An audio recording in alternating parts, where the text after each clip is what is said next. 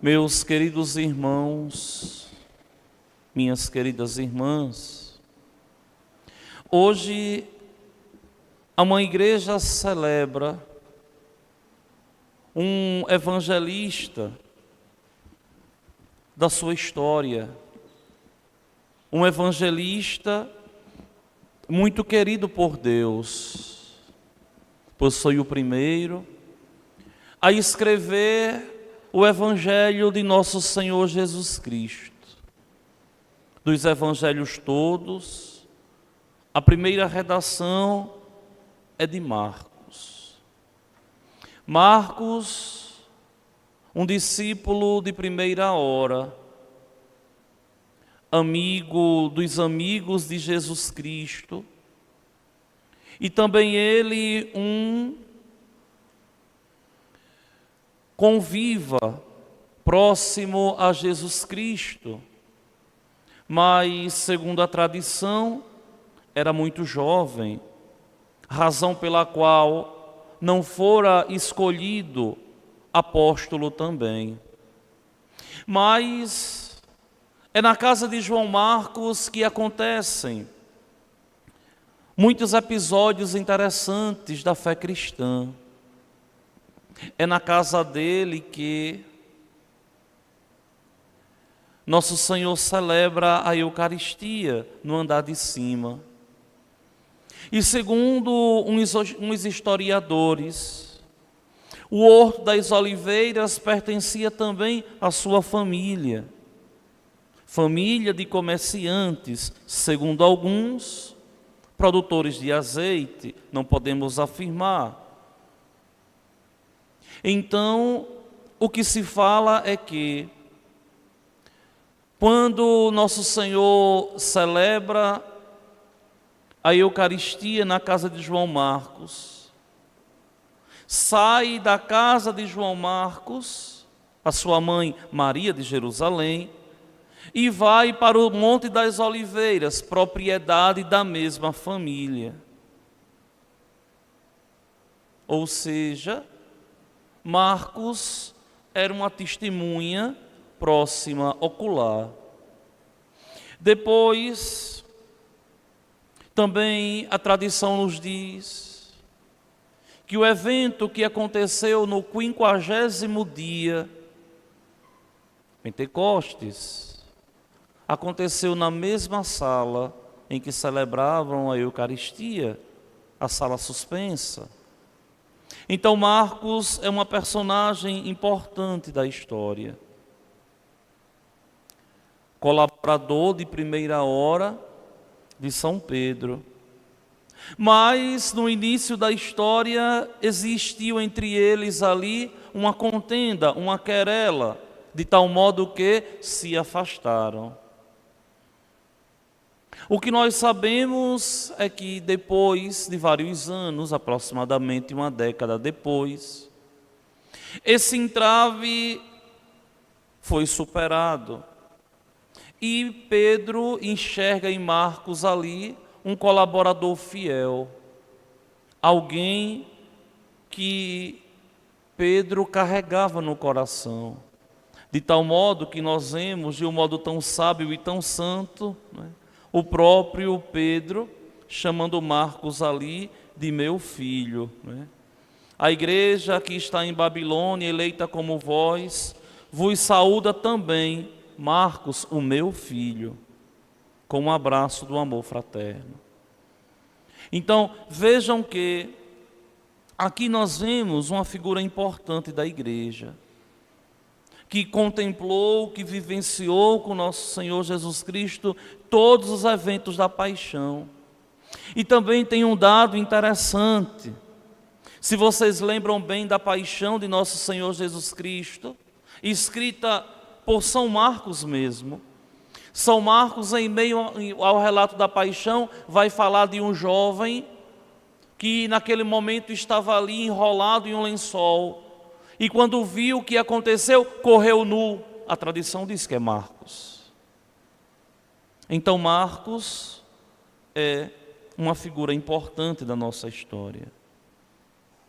Só que vejam bem, O texto de Marcos hoje, do Evangelho, Marcos vai falar aqui da manifestação de Nosso Senhor aos discípulos, dando aquele poder que pertencia a Ele agora, dando por extensão aos 11 discípulos. Ou seja, tudo o que Jesus fez, Ele vai dar autoridade para que os discípulos possam também fazer. E Nosso Senhor diz: ide pelo mundo inteiro, anunciai o Evangelho a toda criatura. Ou seja, a todos. O Evangelho não tem porteira. O Evangelho é aberto a toda criatura que quer se tornar, é lógico, é claro, aqui, filho de Deus.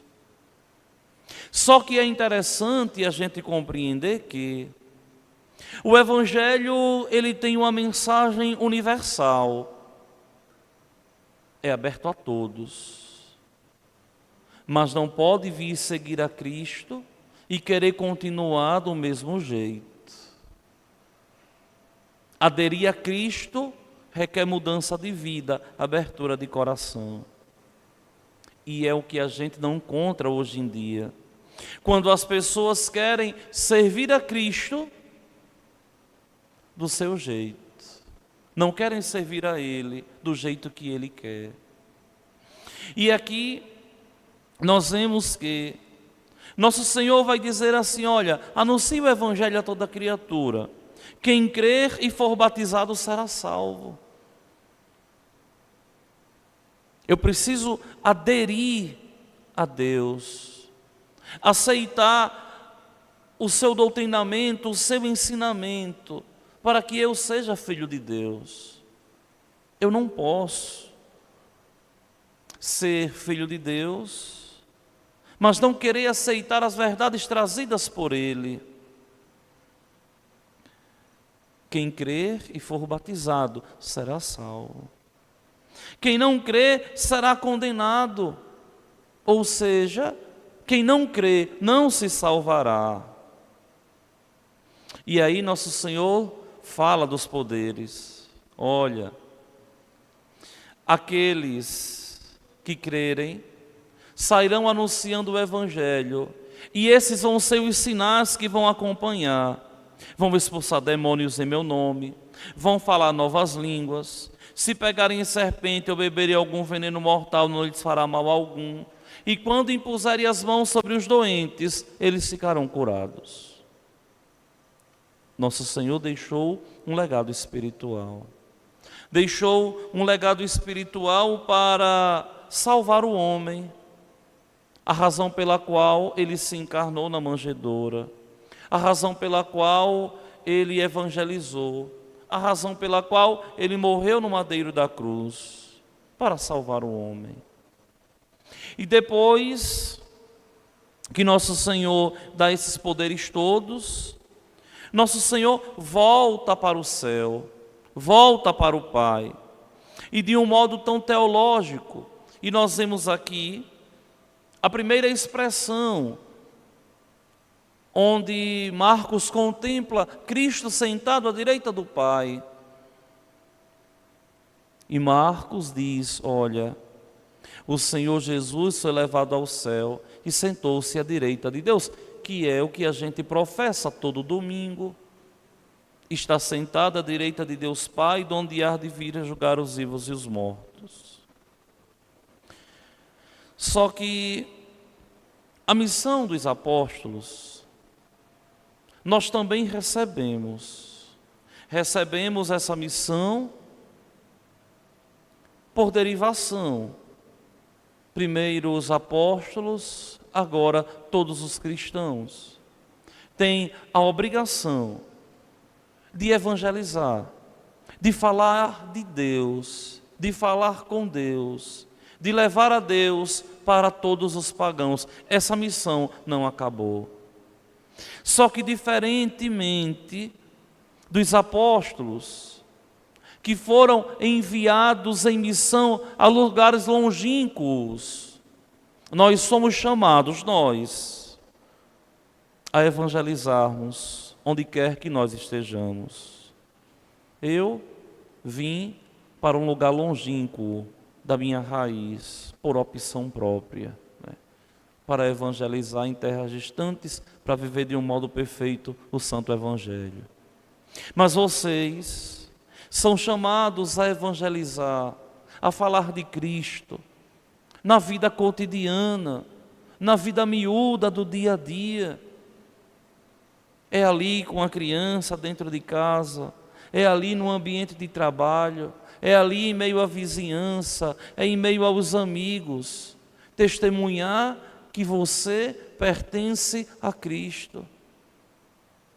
Só que muita gente pensa que basta vir à igreja e está bom. Não. É preciso dar uma parcela de contribuição para que o reino aconteça.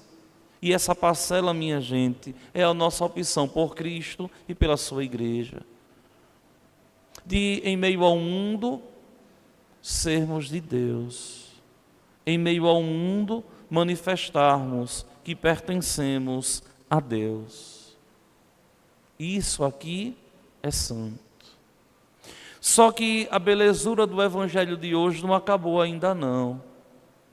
Porque João Marcos vai dizer assim, olha, então os discípulos saíram e pregaram por toda parte. E os efeitos dessa pregação nós vemos. Por quê? Porque o evangelho chegou aqui, por derivação. É claro que quando o nosso Brasil foi descoberto há 1524 anos atrás, nenhum apóstolo desse aqui de primeira hora estava vivo. Mas os descendentes no seguimento de Jesus Cristo saíram propagando e fazendo a palavra, por moção do Espírito Santo, chegar a todos os povos e chegou até nós. E somos nós, hoje, os batizados, os filhos de Deus, que temos a obrigação de, com a nossa vida, propagarmos Jesus Cristo. Anunciarmos o seu Evangelho, anunciarmos que Ele é o Salvador, anunciarmos que quem caminha com Ele não se preocupa, anunciarmos que quem vive com Ele, de verdade vence, porque a vitória pertence a Ele. Mas ainda tem mais uma coisa.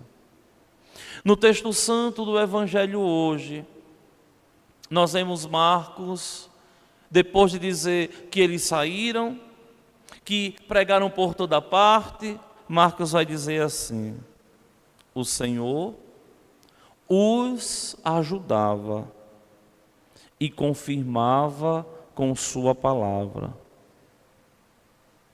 por meio dos sinais que a acompanhavam. Minha gente, olha, quem faz de verdade um esforço sincero, quem faz de verdade um esforço sincero para evangelizar, quem de verdade busca anunciar o Evangelho com a própria vida, sabe que não anuncia em próprio nome, sabe que o Senhor de verdade está com a gente.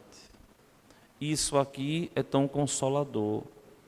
Esse bendito versículo 20 desse capítulo 16 de Marcos vem a ser para nós um consolo de alma.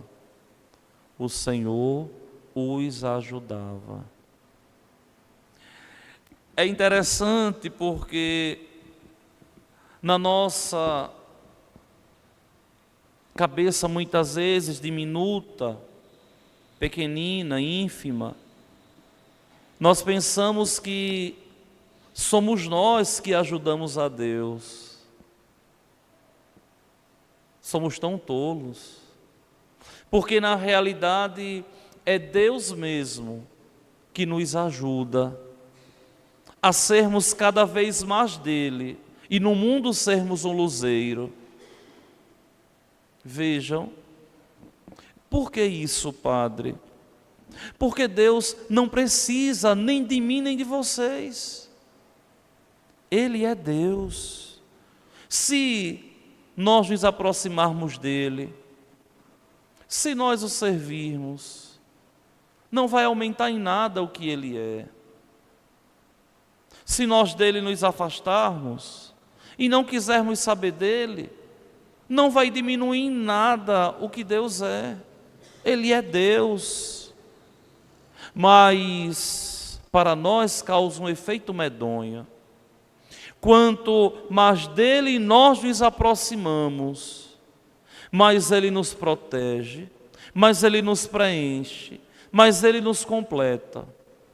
E quanto mais dele nós nos afastamos, muitas vezes numa soberba medonha, de pensarmos que somos alguma coisa. E aí é que começa a nossa ruína, o nosso fracasso. Porque o homem sem Deus é um nada. E o homem com Deus é tudo. O homem sem Deus, me desculpem a palavra forte, mas é uma miséria. E o homem com Deus é um agraciado. Razão pela qual nós devemos solidificar as nossas vidas no altar de nosso Senhor. E aqui encontrarmos a força para vivermos todos os dias, enfrentando as dificuldades, enfrentando os problemas, mas com a certeza de que Deus nos ajuda e vai confirmando a cada dia com a sua palavra e com os sinais que vão nos acompanhando. Vejam que na nossa vida Deus vai agindo, vai falando, vai agindo, a gente vai respondendo, e quando dele nos aproximamos, nós vamos vendo de verdade a ação dele em nossas vidas. Nos aproximemo-nos de Deus com um coração sincero. Nos aproximemo-nos de Deus com o coração aberto. Nos aproximemo-nos de Deus com aquela humildade própria dos santos, de olhando para a Santa Eucaristia, dizer assim: vem, Senhor, alimentar a minha fraqueza. Vem, Senhor, robustecer a minha pequenez, porque sem Ti eu sou um nada, mas contigo eu sou um tudo. Louvado seja nosso Senhor Jesus Cristo.